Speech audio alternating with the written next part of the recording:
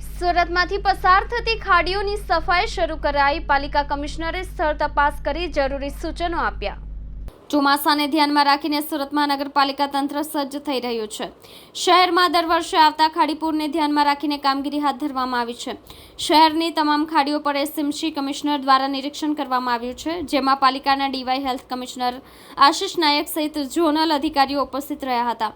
ખાડીઓમાં એકઠો થયેલો કચરો બહાર કાઢવા સૂચન કરવામાં આવ્યા હતા। મેન્ટેનન્સને લઈને સૂચનો।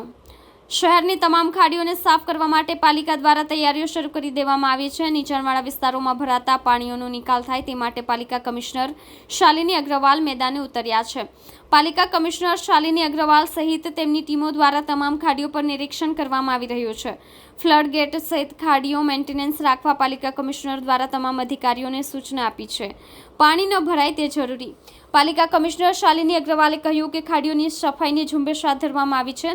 વિવિધ ઝોનમાં જે સફાઈ થઈ રહી છે તેનું ઇન્સ્પેક્શન ટીમ સાથે કરવામાં આવી રહ્યું છે। ફ્લડ ગેટ સહિત જ્યાં જ્યાં પાણી ભરાઈ રહ્યા છે તેની કામગીરી હાથ ધરવામાં આવી છે, જેથી આગામી ચોમાસા અગાઉ તમામ કામ થઈ જાય તે મહત્વનું છે।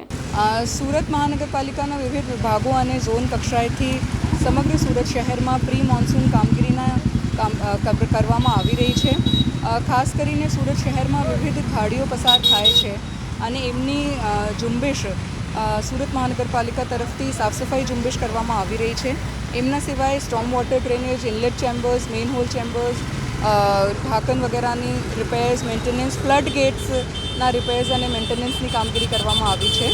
આજે અમે વિવિધ વિભાગો સાથે સમગ્ર સુરત શહેરના વિવિધ ઝોન્સમાં જે પણ પ્રી મોન્સૂન કામગીરી થઈ છે, સાફ સફાઈ થઈ છે, ખાડીની સાફ સફાઈ થઈ છે, એમનું ઇન્સ્પેક્શન અને એમની કામગીરી જોવા માટે ટીમ સાથે ઇન્સ્પેક્શન્સ કરી રહ્યા છે।